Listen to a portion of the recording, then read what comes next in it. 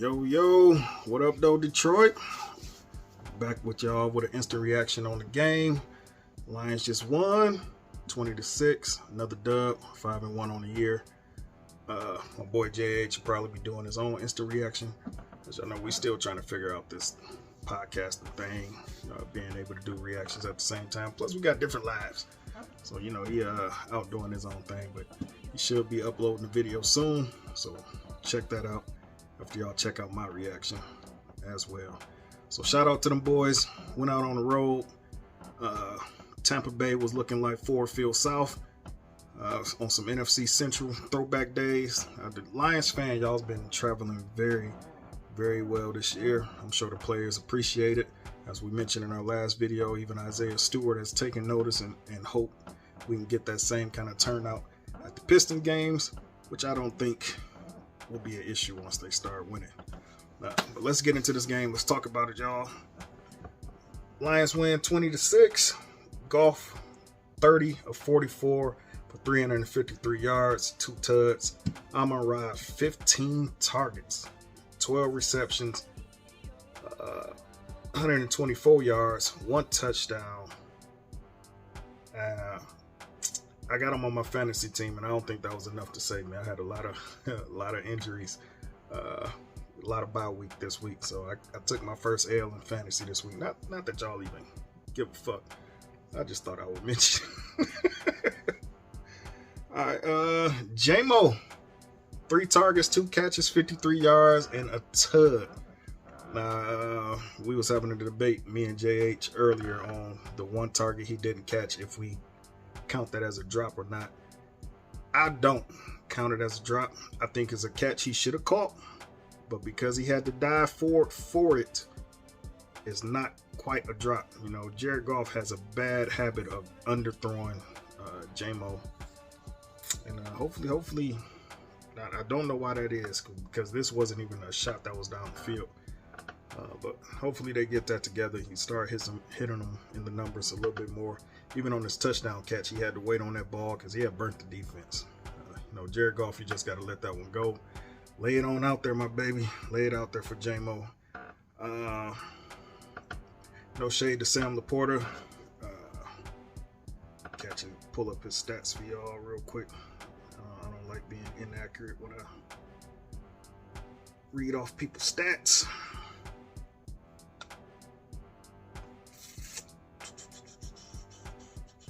Sam Laporta, 4 catches for 36 yards. The only reason I bring him up is that Laporta had about 3 drops today, or 2 if you decide not to count the one with Levante David. Even though I don't think Levante David got a hand in there to knock that one out. He just kind of dropped it when he went to tuck it. But Sam Laporta has had quite a few drops so far this year, and I get it, he's a rookie. I'm not about to harp on it. The same patience and grace that I asked y'all to get a J-Mo is the same thing I'll get a Laporta. It's no different to me. I honestly count this still as J-Mo's rookie year. He played a total of like 70 snaps all of last season, which is 1 game's worth, so it really shouldn't matter. Don't know why y'all be on his head as bad as y'all do. But not the greatest game from Sam Laporta. I'm sure he's kicking himself. Want some of those back. Josh Reynolds, another great game from him. Khalif Raymond, another good game from him. Rushing, this is our worst rushing output of the year. We put up 40 yards against the Buccaneers, 46 yards. I don't know what our yards per carry was, but I'm sure it wasn't that great.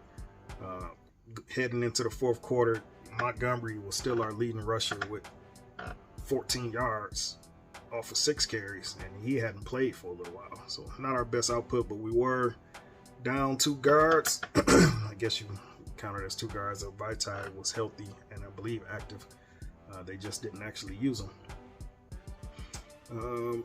Hopefully they was just wanting him and Jonah Jackson to be healthy going into the Ravens game, so we have our best offensive line out there. So we can get them boys a run for their money. Baker Mayfield, 19 of 37, 206 yards, 1 interception, a rating of 56.8. Jared Goff rating was 107.5. My bad, I forgot to read that little bit. Definitely the worst game he's had this year. I had some real issues on certain occasions about us being in zone coverage so much, but it seems to be working. Even not just this game, but the rest of the games. I do think we need a better pass rush, more consistent one. We had one sack today. Don't know how many quarterback hurries or quarterback hits. The pressure seemed to be decent enough, especially when we was in obvious passing situations. But to everyone that knows our team, it's obvious that Aiden Hutchinson needs some help. Brad Holmes, I hope you are going to be active at the trade deadline to go get him someone opposite him. I don't know who that'll be. The most notable names that come up is Max Crosby and Brian Burns, but we'll see. We'll see how that go. Craig Reynolds, 10 carries for 15 yards. He did end up becoming our leading rusher with 15 yards. That's the craziest shit in the world for a team that has rushed for 100 yards at least in every single game. But not to crap on your rushing game, the block that he laid down to spring the sun god for his one and only touchdown was beautiful. So kudos to you for that. You put that dude about 3 feet into the air, knocked him back into a defender, stopping him from being able to pursue behind you and push Amon-Ra St. Brown out of bounds. So yeah, all kudos to that. Any more thoughts on this particular game? Jared Goff with no run game. He showed up today. He was very accurate, very decisive. When plays weren't there, he threw the ball into the dirt where it was supposed to be. No mistakes, no interceptions. My only real complaint is that, and I think Amon-Ra had he had 15 targets exactly. Shave 3 of those off and give it to J-Mo early on in the game, bro. We didn't use him at all. It seemed like every time he came out on the field, it was for a run play. Now I don't know if we were checking into a run or what, but come on, man. Come on, y'all see he stretches the field for us, and he makes the safeties. I think we would have had a better day rushing had we used J-Mo earlier in the game. That's just my personal opinion. No real facts to back that up. We have to check the all 22 tape and all that other stuff to really see if that would have truly impacted the game. But the one thing I will note, and we'll probably talk about this when we actually do our full game review together, me and JH, Lions got to be the number 1 team in the NFC. Now, I know we got one loss right along with now San Fran and the Eagles, but Brock Purdy today, 12 of 27, 125 yards, 1 touchdown, 1 pick, QB rating of 55.3. And Jalen Hurts, 28 of 45, 280 yards, a touchdown, 3 interceptions, and a lost fumble, 59.5 rating. Both of those are terrible numbers, but what stands out most to me is both of them had a chance to still go down and win the game for their team at the end, get them in field goal range. Brock Purdy actually accomplished that. Jake Moody missed the fucking field goal. So yeah, I can't put that on Brock Purdy. He's still got his team within field goal range to go ahead and try and seal that. But what I want to point out when it comes to Brock Purdy is he went up against what it has been kind of slated or rated as far as rankings go as the number 1 defense in the league, the Cleveland Browns, and they made it look like that. I know that's nitpicking because he went up against the Cowboys and he murdered them. But against this Browns defense, that wasn't the case. When you got someone like Myles Garrett that was in one particular play throwing Trent Williams, that shows you how big and strong he is. That's not something that Micah Parsons can do. So you go up against a D-line that can handle that offensive line, and Brock Purdy became very, very, very average. His numbers were not great for most of that game. On to Jalen Hurts and the Eagles. Why we should be rated ahead of them. Look, that offense hasn't looked good at all to start this year. Like, not even close to looking good. And even in this game,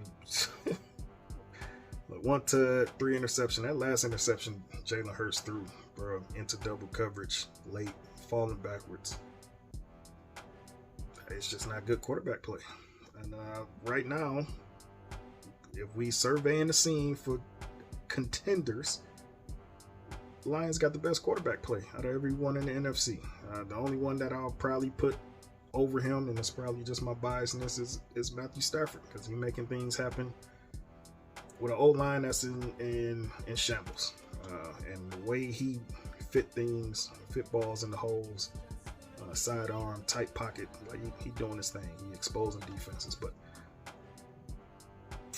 Jared Goff doing this motherfucking thing. This ain't no contract video or me trying to bash Jared Goff, which I really don't do. I give him all the props every time it's due. If y'all watch the videos. But he's been doing this motherfucking thing, and as long as he keep playing at this level, we'll go far. One thing I will note, Will Harris, we just gave you all the props in the world in the last video, I believe, or at least the last review video. Will Harris as a safety is probably all well and good. He blitzed very well today. He made good tackles in the run game. But when he is manned up in that nickel, he is a liability. Brian Branch, please get healthy and come back. If Will Harris has to guard Zay Flowers next week, it's going to be a long day for that man. That's all I got to say about it. Got to get back. But we'll get into our previews and all of that stuff next week. We celebrating another dub today. Lions get the victory. We 5-1, moving forward. We're looking to go 6-1 next week. You know what it is, y'all. One pride. Go Lions.